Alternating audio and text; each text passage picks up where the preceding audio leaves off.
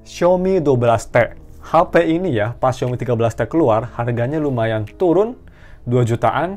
Ini bisa jadi HP bekas paling worth it di harga 4-5 jutaan. So, mari kita langsung aja review Xiaomi 12T, apakah masih worth it, atau mending upgrade aja ke 13T. Let's go!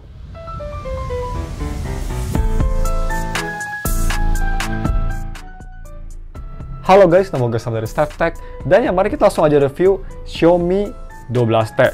Seperti biasa, kalau misalnya kalian mau beli HP ini, dan kalau misalnya kalian ingin wallpaper yang ada di HP ini, gue udah taruh semua linknya ada di deskripsi. Itu link wallpapernya via Pixiv ya, dan untuk link HP itu bakal via Shopee. Kita langsung aja bahas yang pertama untuk harga dan speknya. Ini gue dapat garansi masih panjang, dia itu aktivasi garansi di Agustus 2023, jadi garansi masih sekitar 2 tahun, masih lama banget, karena ini versi flagship, jadi garansi lebih lama. Ini gue dapet di harga 4,9 juta aja, pas gue beli akhir September. Ini tuh yang varian 8GB RAM dan juga internal storage 256GB, kondisi full set dan dia HP-nya ini mulus banget. Yap, sangat bagus. Dan di harga segitu speknya juga masih oke banget menurut gue, pakai MediaTek Dimensity 8100 Ultra, very nice. Punya layar 6,67 inci, AMOLED display, 120Hz refresh rate dan juga udah 68 billion color. Udah UFS 3.1, storage-nya jadi sangat cepat, terus dia juga udah dual speaker, udah support Dolby Atmos, dan juga punya baterai sebesar 5000 mAh baterai yang bisa fast charging sampai 120 watt. Oh ya, cuma yang sayang banget di HP ini dia itu USB Type-C-nya masih 2.0 ya, walaupun udah OTG. Yang artinya kalau transfer data bakal kerasa lambat banget. Itu yang gue nyebelin sih. Kenapa HP 5 jutaan nggak 3.0 ya biar lebih cepet? Next, kita langsung aja bahas untuk desain dan displaynya. Pertama untuk desain. HP ini menurut gue desain belakangnya ya, gue lebih suka daripada Xiaomi 12. Yap, kalau dibanding sama Xiaomi 13T, gue lebih suka 13T, tapi kalau dibanding sama Xiaomi 12 yang flagship, gue lebih suka ini. Dia kerasa lebih chunky, bodinya jadi kerasa kayak lebih, lebih berani gitu desainnya. Dan finish belakangnya juga gue lebih suka. Kalau di Xiaomi 12, dia itu itemnya lebih ke arah silverish ya. Kalau ini itemnya memang dia lebih ke arah item pekat, jadi kerasa kayak lebih gaya, kayak lebih elegan aja menurut gue. Dan juga dia kameranya kerasa lebih besar, si kotak-kotaknya jadi kerasa kayak lebih percaya diri lah megangnya, if you know what I mean. Untuk desain depan ini seperti HP ribuan Android lainnya, dia pakai dot display. Cuma yang bagus dia bezelnya cukup simetris ya, atas bawah kanan kiri walaupun gak tipis banget. Jadi masih kelihatan kayak HP flagship. Mantap. Tapi ini yang mantap banget menurut gue dari layarnya. Layarnya menurut gue ini Xiaomi memang kalau masalah layar sih bagus banget ya. Ini layarnya sangat-sangat bagus banget. Bisa kita lihat ini wallpaper anime aja kerasa sangat vibrant, dan kalau misalnya kita coba tes displaynya pakai video, ini enak banget buat nonton video. Gambar kerasa vibrant tapi nggak oversaturasi, kontrasnya kerasa sangat luas, detailnya sangat sharp, view angle-nya perfect banget, dan overall ini sangat memanjakan di mata lah layarnya. Ini layarnya ngingetin gue sama Xiaomi 12 Lite ya. Ya, Xiaomi 12 Lite, 12T, 12 biasa itu layarnya memang mirip-mirip, sama-sama bagus banget. Dan juga untuk fingerprint, dia udah pakai optical fingerprint. Bisa kita lihat kecepatan memang bukan yang paling cepat ya, terutama kalau misalnya kalian nyala terus matiin lagi pengen di-unlock lagi, itu butuh waktu beberapa detik untuk mikir, tapi overall udah cukup cepat, dan yang paling penting sangat reliable. Mau di kondisi tangan gue lagi kering atau lagi basah, dia masih bisa nge-scan dengan baik tanpa ada masalah. Nah, terus gue mau bahas untuk haptic dan sensitivitas layar.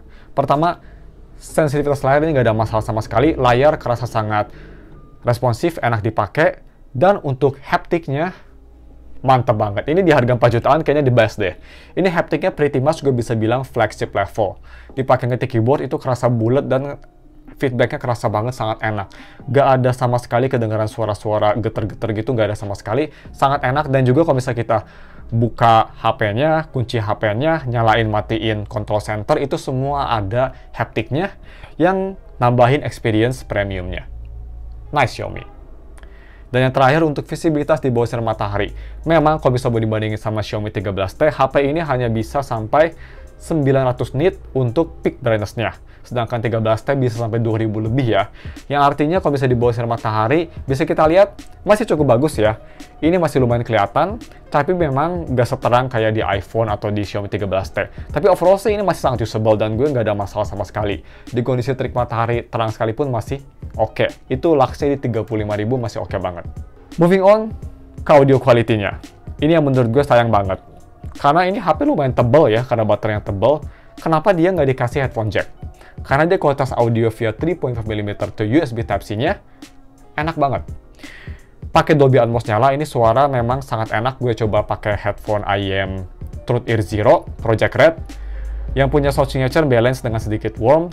Colokin ke HP ini masih sangat enak, masih bisa mempertahankan sound signature tersebut, dan overall suara vokal kerasa jernih, bulat, bassnya juga kerasa bassy, drumnya kerasa natural, dan juga overall dia punya soundset yang bagus dan enak didengar. Ini full volumenya juga bisa keras banget ya dengan minimum distorsi. Nggak ada distorsi sih malah sama sekali pakai converter. Karena ada beberapa HP yang kalau pakai converter ada suara white noise, di sini nggak ada masalah tersebut. Mantap! Dan untuk dua speakernya gimana? Untuk harganya menurut gue ini udah pas banget sih. Dua speaker dengan Dolby Atmos nyala, ini kualitasnya menurut gue bagus banget di harganya. Memang nggak bakal sebagus HP flagship kayak iPhone dan Google yang pastinya ya, kita nggak bisa bandingin sama HP tersebut. Tapi untuk harganya ini one of the best. Suara kerasa luas, separasi instrumen dan vokal kerasa sangat bagus, kedengeran ya kalau misalnya lagi ada orang vlogging itu background noise-nya atau background musiknya masih kedengeran, dan dia punya full volume yang bisa keras banget tanpa ada distorsi. Jadi enak banget kalau misalnya kalian mau dengerin lagu keras-keras. Tapi gue nggak rekomen kalian, itu bakal ngeganggu ya, ini bisa keras banget soalnya. Anyway, untuk lebih detail ini dia speaker testnya, gue rekomen kalian pakai headphone biar bisa ngedengerin lebih detail kualitasnya gimana. Cek sendiri deh.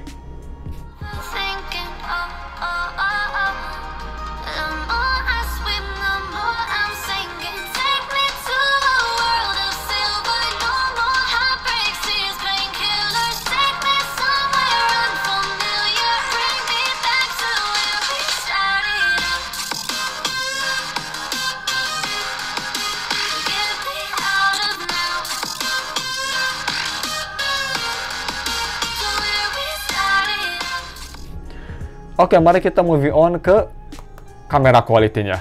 Kita bahas kamera belakang dan kamera depannya pastinya. Untuk kamera belakang dia triple kamera, tapi lebih tepatnya dia hanya dual ya. Karena kamera ketiganya itu hanya makro sensor 2 megapiksel, kurang bagus. Kamera keduanya itu di 8 megapiksel ultra wide, biasa aja tapi masih oke.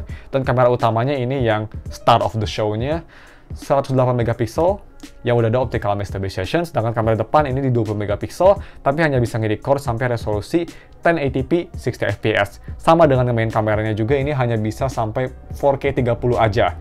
Ya ini mungkin kelemahan chipset MediaTek ya. Kalau dibandingin sama Xiaomi 13T sih, kameranya di HP tersebut lebih bagus ya, dia ada 50 megapiksel telefoto juga. Yang pastinya kamera bakal lebih bagus di HP tersebut, tapi ini untuk harganya masih bagus banget kok. Untuk chipset MediaTek ini kualitas gambarnya bisa kita lihat sangat bagus ya. Dia punya gambar yang kerasa natural, high contrast, dynamic range-nya cukup bagus. Dan juga dia bisa 2x zoom, jadi bisa kita lihat, kita bisa nge-zoom juga. Itu digital zoom, tapi kualitasnya nggak berkurang karena dia megapikselnya tinggi. Jadi kalau 2x zoom juga dia kualitasnya masih sangat bagus, seperti 1x zoom. Ultrawide-nya gimana? Bisa kita ultrawide-nya juga cukup oke. Memang detailnya nggak sebagus 1x atau 2x zoom, tapi ultrawide masih cukup oke. Dan overall gambar semua punya warna yang natural, temperatur yang nggak berubah-ubah, dan gambar sih masih oke banget untuk harganya. Gue suka sih. Untuk night mode gimana? Untuk night mode juga bagus, terutama untuk kondisi cahaya yang gelap banget. Kayak bisa kita lihat tunggu foto di belakang mobil, itu pitch black, tapi HP ini masih bisa nangkep detail dan noise-nya juga minimum, pretty nice. Overall, night photo masih oke. Untuk selfie-nya. Untuk selfie, ini juga bagus banget. Tuh bisa kita lihat, gue foto beberapa tuh, 2 foto sih, cuma 2-3 foto. Di dalam ruangan masih oke, dan di luar juga kalau misalnya ada cahaya terang di belakang, masih bisa nangkep tanpa ngerusak subjeknya. That's pretty good. Sekarang kita ngomongin untuk video quality-nya. Kita bakal tes di Batu Nunggal yang pastinya, sambil jalan-jalan. Ini bisa 4K 30 dan 1080p 60. Menurut gue kualitasnya sih, untuk harganya, biasa aja, nothing spesial, acceptable lah, tapi masih cukup oke lah ya. Lihat sendiri deh, ini dia sampelnya pakai resolusi 4K 30 dan 1080p 60 fps. Lihat. Oke, so ini dia video recording pakai resolusi 4K 30. Kelihatannya ini bagus ya. Cuma memang mikrofonnya biasa aja sih, Xiaomi memang mikrofonnya agak kurang bagus ya, kayak di 12 Lite atau di Xiaomi 12. Tapi untuk MediaTek video menurutnya masih acceptable. Untuk harganya kurang bagus, tapi sih masih cukup oke ya. Stabilisasi juga masih bagus. Sambil kita balik, kita langsung aja ganti ke 1080p 60 fps. Oke, ini 1080p 60 fps, lebih enteng dan lebih smooth. Kalau misal kalian foto action gitu ya, kayaknya ini lebih enak. Cuma dynamic range memang kalau kita lihat ke bawah dia kelihatan banget gantinya. Tapi stabilitasnya masih bagus dan mikrofon juga kualitasnya masih oke banget menurut gue. So, ini dia kualitasnya. Kita langsung aja balik lagi dan tes gaming performance-nya. Dan moving on ke gaming performance-nya yang menurut gue ini jauh lebih baik daripada Xiaomi 12. Yap, memang Xiaomi 13 kayaknya mau rilis di Indo, Xiaomi 13T udah rilis, tapi menurut gue, kalau kalian para budget buyer ya, versi-versi sebelumnya kayak Xiaomi 12 Lite atau Xiaomi 12T ini value-nya menurut gue lagi tinggi-tingginya. Untuk gaming performance gimana? Ini menurut gue di lini Xiaomi 12 ya, paling terbaik deh kayaknya. Dibanding sama Xiaomi 12 yang pakai Snapdragon 8 Gen 1, di sini jauh lebih baik. Ini bisa kita lihat tuh di high setting, FPS-nya lumayan bagus ya. Pertama main itu walaupun first load, dia stutternya sangat minim dan setelah itu dia nggak ada stutter sama sekali. Gameplay kerasa smooth, ultimate kerasa oke, gacha juga oke, semua kerasa smooth banget kalau bisa main Genshin Impact tuh bisa kita lihat. Dan untuk panasnya gimana? Yap, sayangnya HP ini juga bisa panas, tapi memang lebih lama. Kira-kira sekitar 20 menitan dia baru thermal throttling. Dibanding Xiaomi 12 yang langsung hari itu juga baru 2 menit main, langsung thermal throttling. Performance menurut gue ini lebih solid daripada Xiaomi 12, yang menurut gue itu HP yang gak cocok banget untuk main game berat ya, karena itu HP cepet banget panas, dan juga lumayan tipis. HP ini overall buat main game berat kayak Genshin, pretty nice. Asalkan kalian gak main lama banget, itu masih playable sih, cuma memang takut ngerusak baterai aja menurut gue. Untuk main game rhythm gimana? Untuk main game rhythm, kalau misalnya kita main Bandori di difficulty tinggi, dan si Dolby Atmos speaker-nya nyala, gue ngerasa ada sedikit audio delay, tapi pas dimatiin itu nggak ada audio delay sama sekali, dan overall main game rhythm kayak Bandori atau D4DJ kerasa enak, nggak ada touch ataupun audio delay. Mantap. Next, moving on ke software atau UI experience-nya. Kita kalau misalnya ke setting, dan kita ke About Phone, di sini sudah di MIUI 14, sudah di-upgrade ya dari MIUI 13 pas pertama rilis, dan sudah di Android 13. Mantap. Yang pastinya untuk software support, HP ini bakal 1 tahun lebih gak disupport daripada Xiaomi 13T. Nah, untuk day-to-day performance gimana? Overall, MIUI memang bukan OS yang gue paling suka. Tapi dia performance-nya untuk HP ini cukup solid. Kalau misal gue navigasi aplikasi, launching aplikasi berat, atau multitasking, itu HP nggak panas sama sekali, dan animasi launching speed-nya semua kerasa cepat dan smooth, cukup oke. Cuma kalau misalnya kita multitasking atau ngelakuin hal-hal yang di OS kecepatan, HP ini bakal kayak, apa ya, gak HP ini sih, MIUI-nya bakal kayak bingung terus suka loncat-loncat. Ini gue liatin di B-roll ya, pas gue lagi nyoba B-roll keyboard, terus gue coba multitasking, itu dia kayak loncat gitu loh, kayak udah di close, ngebuka lagi. Agak sedikit annoying gitu ya. Memang ngeliatin kalau MIUI itu sampai sekarang pun masih belum polish. Isu kayak gitu udah ada dari zaman MIUI 12 deh kayaknya. Sampai sekarang masih ada. Tapi selain itu hanya minor yang pastinya. Gue bisa ngedetek hal tersebut karena gue itu dari iPhone ya, yang menurut gue kalau multitasking cukup smooth. Jadi memang kalau misal di Xiaomi kerasa kayak gitu. Overall sih ini UI-nya udah cukup bagus. MIUI dibanding zaman dulu jauh lebih polish, jauh lebih enak. Tapi memang masih belum perfect. Tetap nomor 1 gue masih lebih suka Pixel Experience. Dan nomor 2 kayaknya masih One UI. Dan nomor 3 Vivo. Yap, Vantage itu glow up-nya lumayan bagus. Tapi untuk HP ini masih oke sih. Kalau misalnya mau dibandingin sama Xiaomi 12, lebih smooth di sini. Xiaomi 12 mungkin gara-gara chipsetnya juga kurang bagus, jadi dia suka stutter, suka loading gak jelas. Di sini jauh lebih smooth. Dibanding sama Xiaomi 12 Lite, lebih smooth di sini yang pastinya. Ini day-to-day performance-nya oke banget. Nah, terus untuk DRM infonya gimana? DRM info yang pastinya di harga segini udah Wi-Fi L1. Dan untuk refresh rate sendiri dia bisa gonta-ganti ya. Kalau kalian default nih bisa ke 60, 90, 120, tapi di setting Xiaomi hanya 60 dan 120. Dia udah support HDR10, 10 Plus, dan white color game mode juga udah support. Nah, sebelum kita ke battery life, kita tes dulu aja sinyalnya. Karena sekarang akhirnya di Batu Tunggal udah bisa 5G untuk Android. Kita langsung tes sinyalnya ya. Check it out. Yes guys, yes finally. ada HP Android yang super 5G yang gue review yang akhirnya bisa ada logo 5G di batu nunggal. Finally, kita lihat nih. Bam, bam, 5G. Nice. Kita lihat speednya berapa. Tadi sih hari ini ya, Telkomsel lagi agak dog shit. Tapi kita lihat aja speednya berapa ini. Tuh tadi gua tes ini di rumah. Dan dia dog shit banget ya. Kita coba tes aja. Lagi untuk 5G-nya.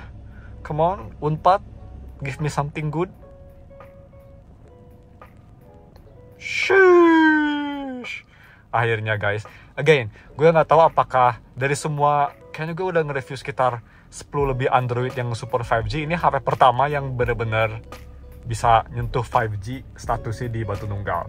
Gak tahu apa memang ini dari Androidnya, tapi sih gue suspek ya. Gue suspek ini kayaknya dari antena batu nunggal aja yang memang lebih suka iPhone daripada Android. Dan mungkin sekarang dia antenanya udah bisa nge-support Android 5G ya. Karena dia sekarang udah bisa 5G di Android. Mantap, mantap banget. Bisa kita lihat speednya. That's pretty fast untuk 5G non-millimeter wave. Ini 5G-nya di sini bukan millimeter ya, masih sub 5G. Pretty good. So mari kita langsung balik ke studio untuk ngetes selanjutnya. Gue nggak tahu apa karena gue nge-record ini sebelum gue nge-record video. Mungkin kayaknya kita ngetes baterai ya, I don't know. Langsung kita ke studio. Oke, udah balik ke studio. Langsungnya kita yang terakhir bahas sebelum kita masuk ke kelemahan dan konklusi, battery life. Battery life di HP ini menurut gue cukup bagus. Ini dia bisa bertahan easy 1,5 hari medium usage atau 2 hari light usage. Screen on time gue pakai ini agak medium usage ya. Gue dapat screen on time kira-kira sekitar 8-9 jam. Dengan sisa baterai 10%. Cukup bagus ini baterainya, menurut gue solid banget. Ditambah lagi dengan charging speednya yang bisa sampai 120 watt, kalian gak bakal ada masalah untuk HP ini. Cuma memang gue sih gak rekomen pakai 120 watt ya, takutnya ngerusak baterai. Karena di 13T aja dia kan nurunin ya jadi 67, bukan 120 lagi. Mending pakai charger yang lebih rendah aja sih kalau mau baterainya lebih awet, karena memang panas banget kalau misal kalian pakai 120 watt, apalagi ditambah boost charging. Oke? Sebelum kita masuk konklusinya, kita bahas kelemahan HP ini, apakah ada kelemahan atau enggak. Yang pastinya pertama, ini nggak ada headphone jack. Ini kalau ada headphone jack menurut gue mantep banget ya. Bisa buat gaming, bisa buat MP3 player juga. Versatile banget, sayangnya ini nggak ada headphone jack. Sebenarnya kayaknya Xiaomi bisa deh, soalnya ini HP tebal banget. Jadi ya sayang banget. Dan yang kedua, menurut gue yang kelemahan sangat minor, ini dari video recording sih. Ini video recording nggak bisa sampai 4K 60 dan kualitasnya juga menurut gue nothing special. Cuma selain itu, gue sih nggak bisa nyebutin kelemahan lainnya ya. Overall untuk konklusinya sih, di harga 4 jutaan, kalau misal kalian bisa dapat lebih murah ya, bisa dapat 4,5 juta, garansi masih panjang, full set, kondisinya bagus, baru dipakai bentar, ini sih, oh my god guys, bargain banget lah. Even dibanding sama Xiaomi 13T, kalau misal kalian lagi tight on budget, gak cukup buat 13T, ini HP udah bakal kalian bikin satisfied, gak usah beli 13T. Layarnya bagus banget, performanya solid, kameranya juga lumayan solid, build quality oke, kokoh, baterai life kuat, speakernya mantep, versatile. Ini ya all around di harga 4 juta, the best versatile smartphone kayaknya deh, untuk bekasnya. So anyway, cuma segitu aja video reviewnya. Kalau misal kalian ada saran gue mau nge-review HP apa lagi, atau saran mungkin kalian mau gue nge-inspect atau nge-review apa lagi di HP-nya, ditambahin misal kita nge-review yang lain-lain lagi di aspek HP tersebut, bisa komen di bawah, gue bakal baca. Cuma segitu ya videonya, jangan lupa like dan subs. Thanks for watching, kita ketemu lagi minggu depan untuk video HP yang udah turun harga menarik lainnya. Stay tune, terima kasih, thanks for watching.